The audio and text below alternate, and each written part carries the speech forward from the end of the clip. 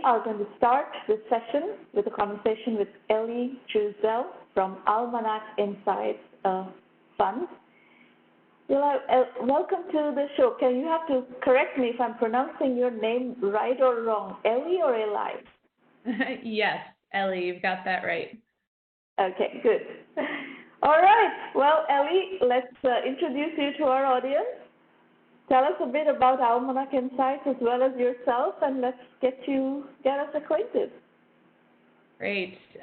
Thank you for having me, and I really appreciate that introduction, as this is just a completely unprecedented time, and I think you're right that anxiety is high, but it's nice to try to have a conversation that will be, in the future worthwhile. Yeah, very much. We're all working on this in real time, so I think the questions will be especially interesting today. But yeah, some information about Almanac Insights. We are a venture fund out of New York City, founded by David Barber, who is also the co-founder of the Blue Hill Restaurants and Stone Barn Center for Food and Agriculture, which for anyone who's really into restaurants knows that they're one of the top 50 restaurants in the world every year. They've been considered very much thought leaders in sustainable agriculture, soil health, gastronomy. And so David founded the fund in having really created this amazing ecosystem in and around those restaurants and the working farm and agriculture center, just because there's so many interesting people coming through there connected to food, agriculture, and finance. And I feel lucky to have known David for many years. My background is that I was with Whole Foods Market for almost 10 years, the majority of my career, in a really interesting role where I was dedicated to finding the next biggest brand and sort of the most interesting, trending new food and beverage products to go on our shelves. And so I was with the company from 2008 to 2017. So as you can imagine, my timing was perfect in terms of what I consider sort of to be the golden age or the heyday of natural food consumer goods. Really when all of the... So a lot of the sort of most exciting challenger brands were coming on at that time. And after years of being in the role, I sort of became the person you came to if you wanted to launch your product at Whole Foods.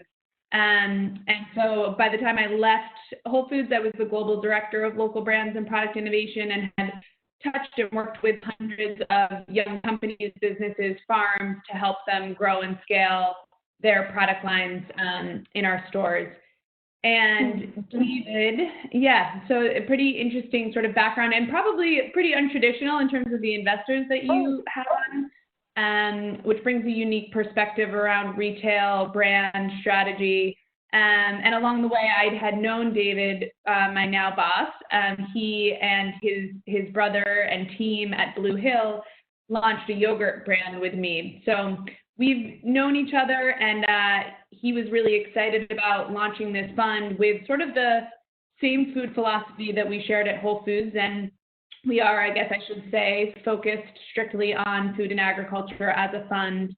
We're a $30 million venture fund, and we're looking to make transformative, positive change in and across the food system, but sort of recognize that the work sometimes done at Stone Barn Center and even at Whole Foods doesn't reach everyone. So we're interested in it doesn't have to be just the perfection, ideal, food business that is only touching a very, very small portion, but we're trying to sort of make more available, cleaner ingredients, better supply chains, higher quality standards to more people. Interesting, very interesting. So can you synthesize what is it that you look for in your investments? How do you decide what is, investment worthy in your ecosystem?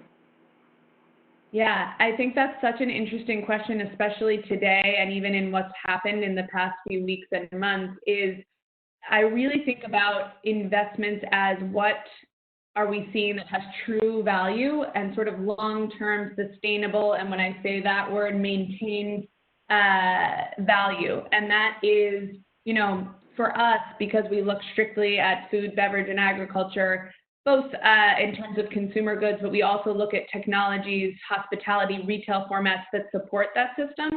I think what we really care about is this offering something new, differentiated, and really has a positioning or perspective that is offering new access, that is bringing cleaner, higher integrity products or production methods to more people.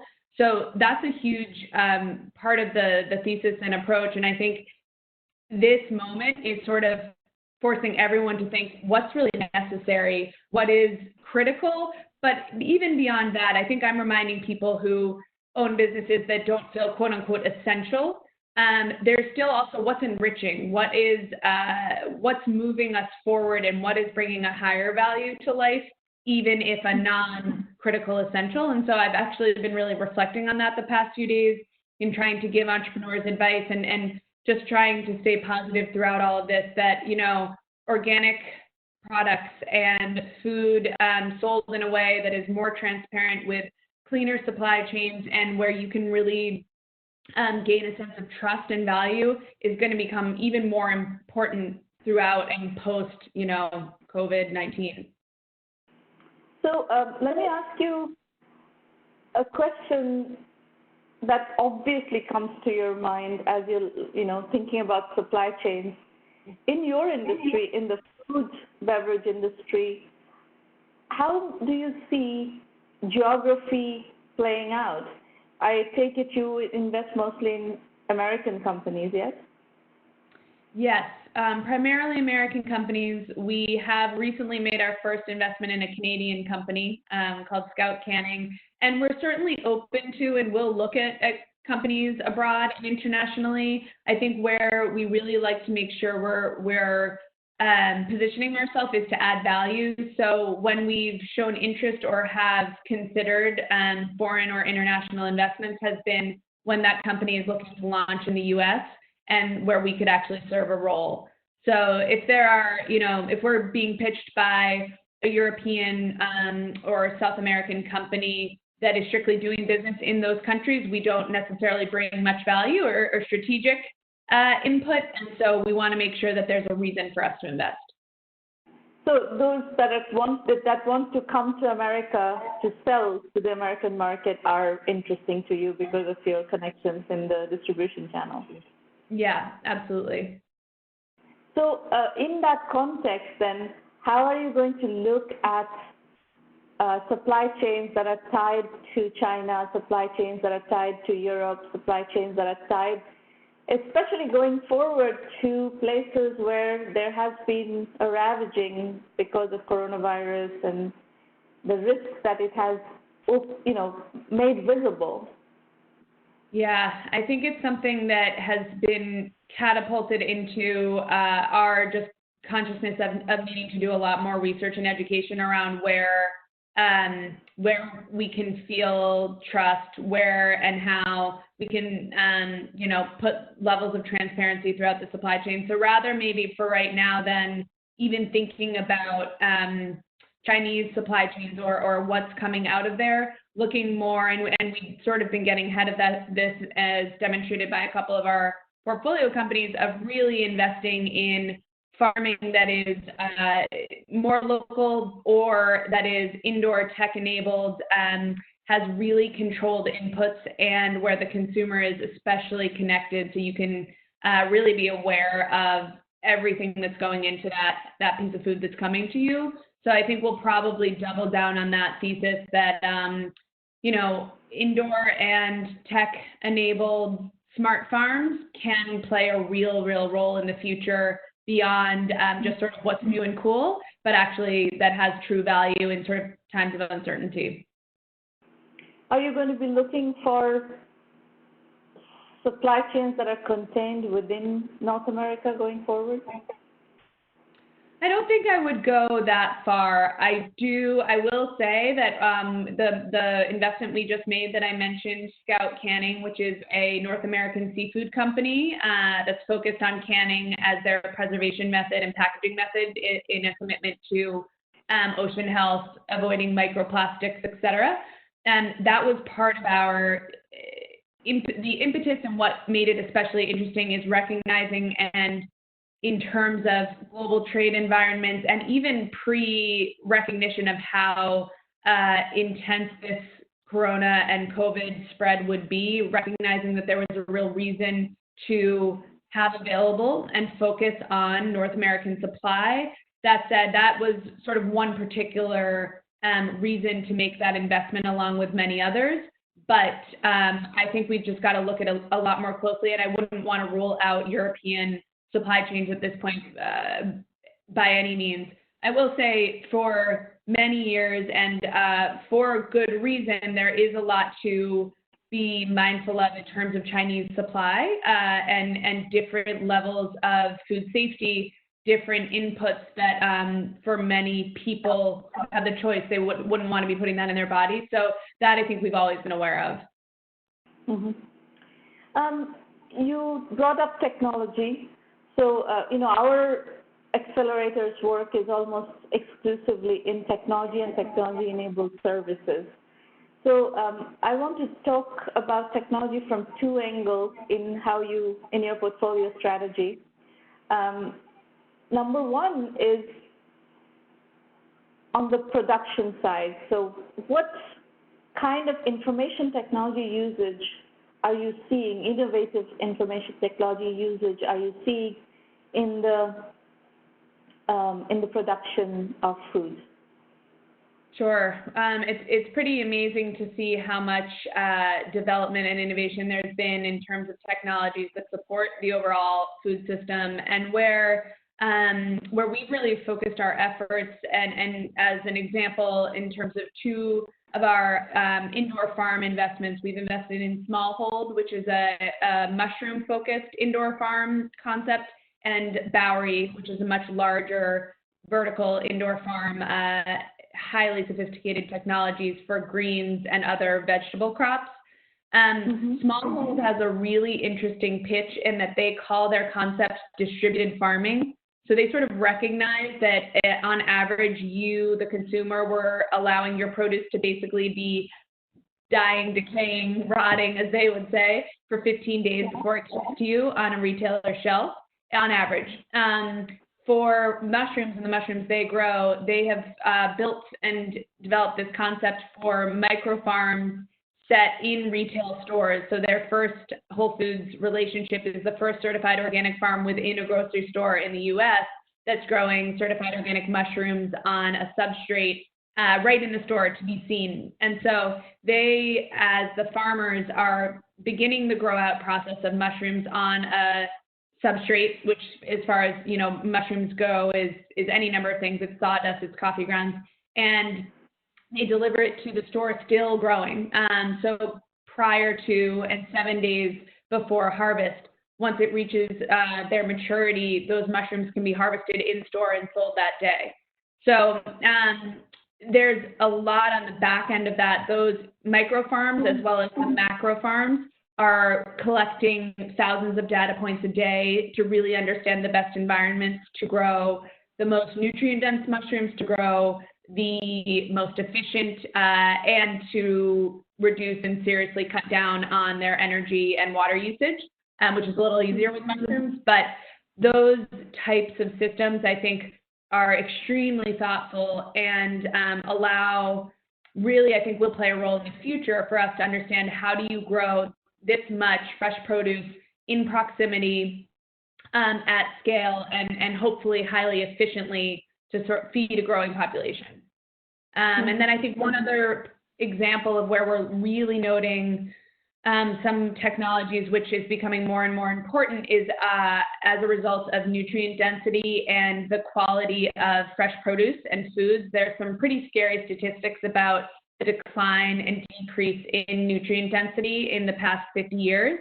And so I think whether everyday shoppers are aware of it or not, we've identified several companies that we're really interested in that offer technologies that can scan different items of produce. One particular company has cataloged sort of the top 15 items that's being banned, spinach, strawberries, sort of the top items that people would buy at a grocery store, and are collecting thousands of data points per supplier so that you can understand when you're buying an apple from Washington versus buying an apple from New Zealand and anywhere in between, what sort of impact that has on the actual nutrients and makeup of that piece of produce.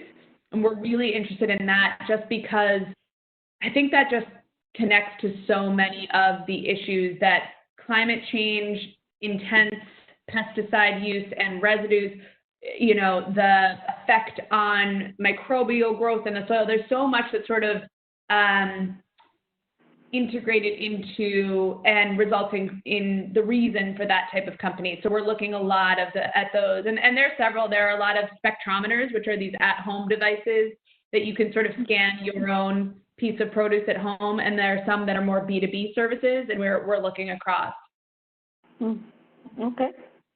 So switching gears, so on the usage of technology on the brand building and distribution side, of course, you come from the traditional retail background of Whole Foods. How does e-commerce play into this? What are the trends? How are you playing into those trends?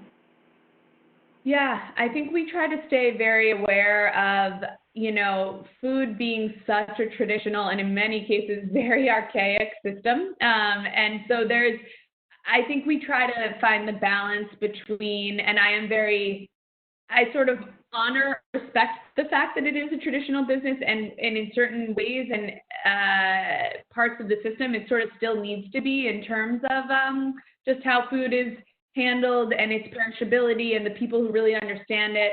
And sort of there is an operational piece that's still somewhat old school, traditional, and important. And then there's some real need and attention being paid to where can we modernize this, where we can enable and put tech behind better distribution, better, more rapid logistics to get people food faster, fresher, safer. So we look at a lot of those things. And I think one thing that sort of jumped out from that question that we're really focused on is access and sort of newer channels of distribution. Very often, as I was leaving Whole Foods, so this is end of 2017, early 2018, there was such a shift, and I was recognizing, just a major evolution in terms of where people were buying, consuming food. Certainly in America, I think sometimes Europeans or people from other parts of the world come over and see where and how Americans eat anywhere, anytime, and they're a little horrified. But it is the reality of America. You can buy food easily in your office space, in airports, in public spaces, in and at events. And so we recognize as a fund that tapping into those modes of distribution and where are those access points offering people healthier, better options, because for so long it had been vending machines. It's candy, it's processed, heavily ultra processed packaged foods, and now there really is a system and a set of infrastructure being built out to sort of provide fresher, better access to better foods. Give me an example from your portfolio where you've seen really interesting use of technology, internet, smartphones, apps, etc., to build a brand or beverage brand. I think that immediately, as far as our portfolio, Sweetgreen, which is an amazing salad concept, but a fast casual, quick serve hospitality concept, is just, they've done such a phenomenal job to leverage their technology to the point that they will often almost describe themselves as a technology company. I don't actually think that that's quite accurate, and I wouldn't want it to be. They are a phenomenal and just highly sophisticated, fresh and prepared foods company that has utilized and leveraged tech to propel their business model forward in a way that's really been remarkable. That's in terms of their delivery, pickup, and now what they're calling their third-party spaces. So they have outposts all over New York City and other cities across the country where you are not walking into a Sweetgreen salad store, but you're able to order through your office space, through your apartment building, through your co-working space, and have that salad ready for you for pickup at a certain time. They've done great work through their own development of their own app. They have never relied on an Uber Eats or a DoorDash. That is sort of up for discussion at this point. But they've been very, very progressive and forward-thinking in terms of how they utilize technology, and it shows as, otherwise just sort of a salad concept, but they've really been able to elevate themselves based on their tech. Very interesting, because this is a conversation that is happening in the e-commerce world extensively right now, where brands are trying to figure out what is their how much money do they spend on acquiring customers for their website, their direct shop fronts online, versus going through Amazon and other marketplaces basically. And you're kind of raising the question or addressing the issue from the point of view of food vendors, restaurants, etc., and what role does DoorDash or Uber Eats and all these, in other countries there are things like Zomato and delivery and so on and so forth. It's all that whole delivery ecosystem. How do you go to market? What is the more effective way to go to market? How do you differentiate and so on? So it'll be interesting to see what you find in after there's more data. Right now there is not as much data, but in a while there's going to be more data, and then that's going to be interesting. Yeah, and the one thing in terms of this moment in time, which will continue for however many months, I'm going to be really curious how, in terms of food and food purchases, how much this does propel and shift or accelerate the willingness of people across the country to order their food directly and use e-commerce sites. I think it's of course been adopted and widely adopted, but still there's, in terms of food compared to other industries, and for good reason, there's been less of that exponential curve. And so you wonder if, almost by necessity and out of fear, people are starting to order more directly to their homes, and if they'll just, maintain that habit post-COVID.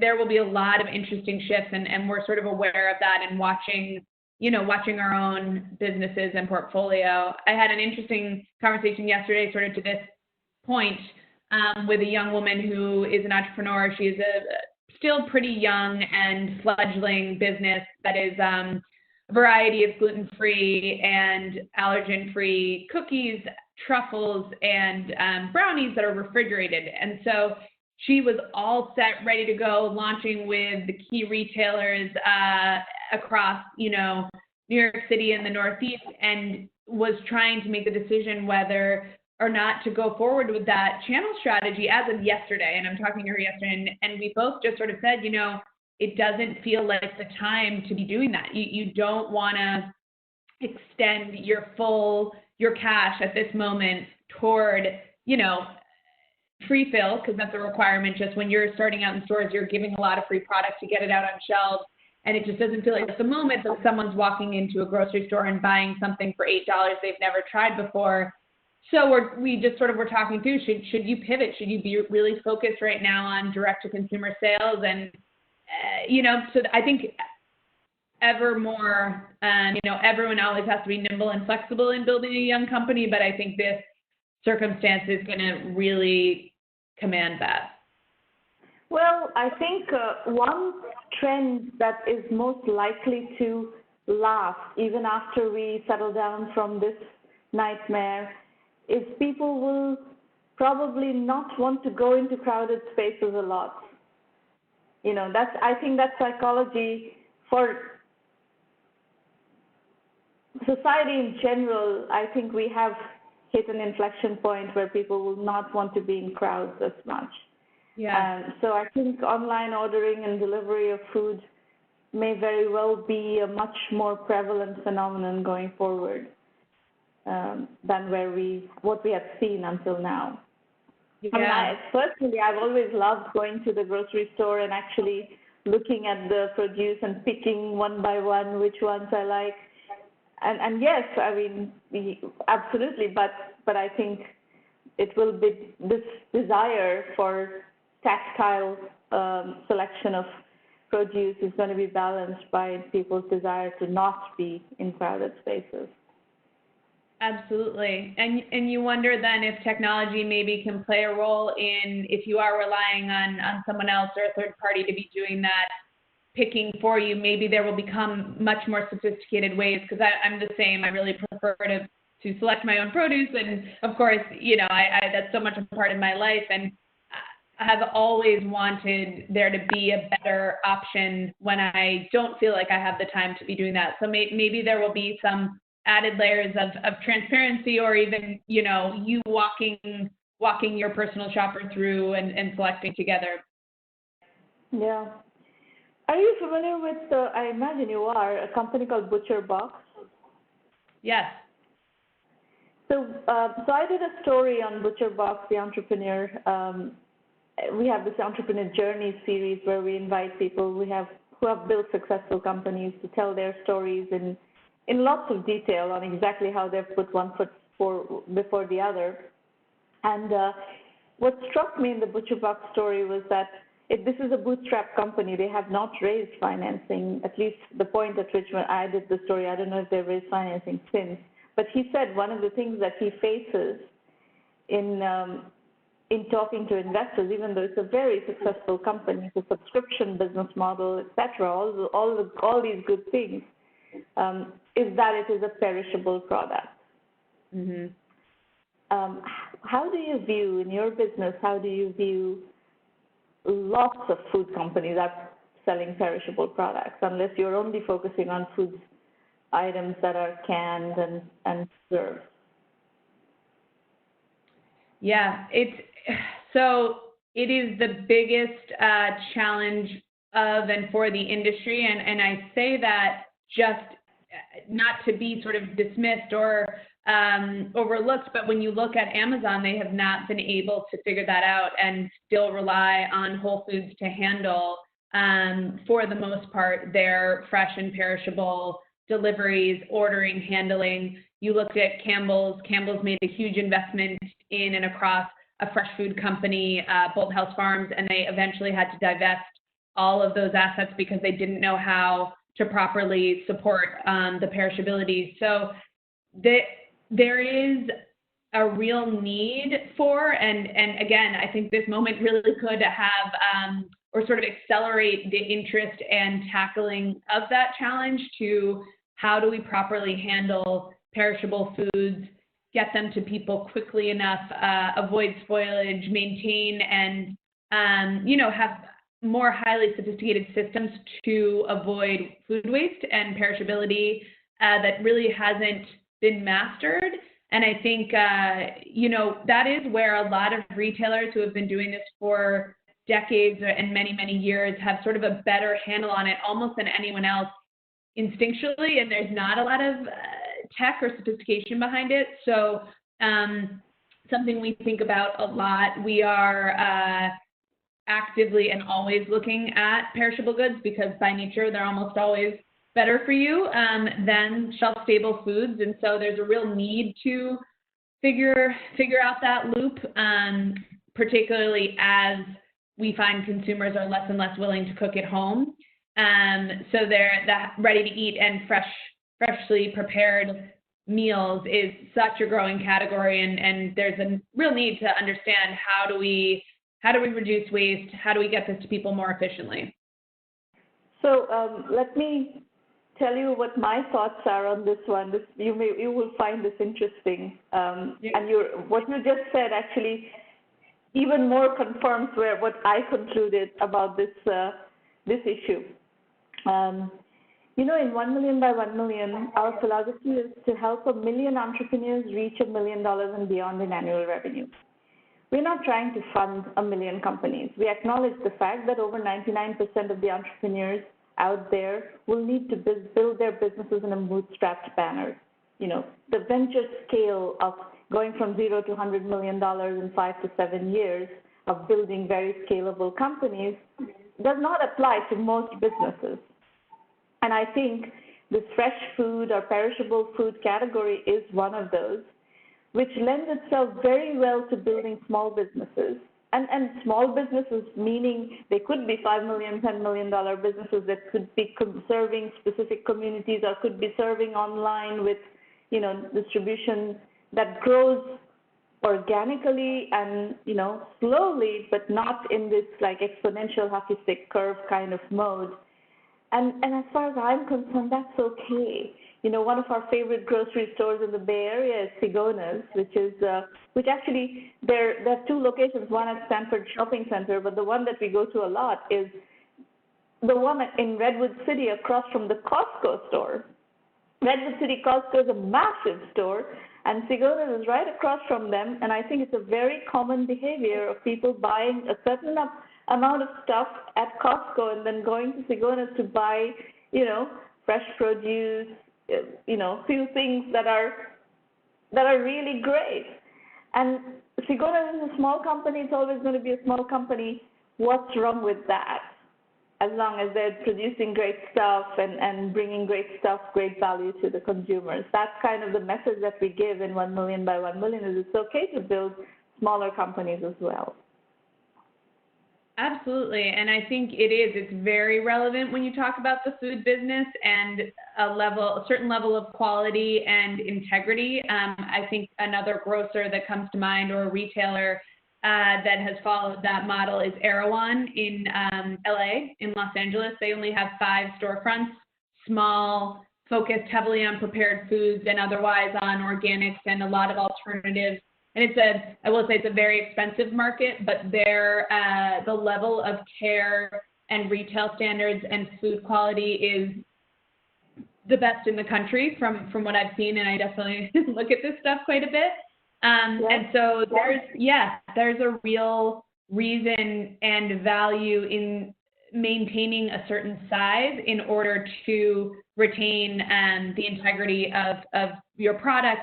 And I think that's always a really important reminder. It was always really interesting as so many generalist investors and particularly tech investors got into food as there's been so much interest. I think it was a real rude awakening to say these businesses don't scale like tech companies, and they can't and they shouldn't, based on perishability, freshness, how to actually grow and scale effectively and retain that integrity. It's a real difference in terms of business model.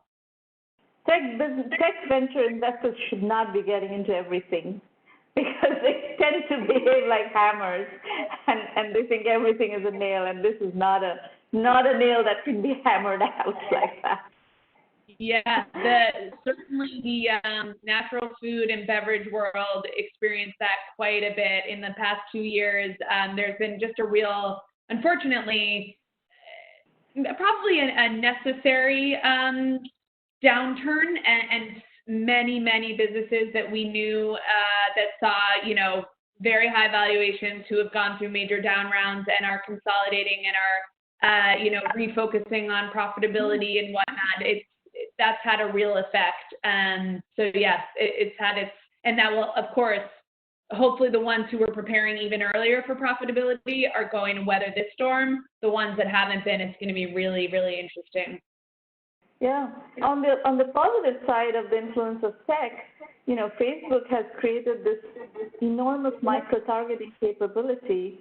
So I often get fed advertisements on Facebook of these, home chefs from various ethnicities. I'm originally from Calcutta, India, which is actually a part of India that really prides itself for a very specialized cuisine. It's not the Indian cuisine that you eat at restaurants, but it's a very specialized cuisine.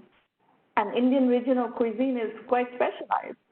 So I see these ads coming to me from Bay Area home chefs who are creating this very specialized regional Indian ethnic cuisine, and they're basically micro-targeting, and I happen to fall in their micro-targeting target.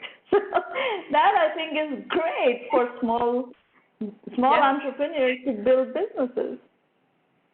Absolutely, yes. And you're right. I mean, that's the reason there has been such an amazing support system for these businesses to grow, and some that were really needed and have been able to take advantage of not just selling into grocery stores where they're very quickly a lot is asked of you in terms of plotting fees, and it's just one of these traditional and old systems that is really capital intense. And so, yes, Facebook and Instagram and a lot of other tech services have provided a whole new both marketing platform and distribution platform, really.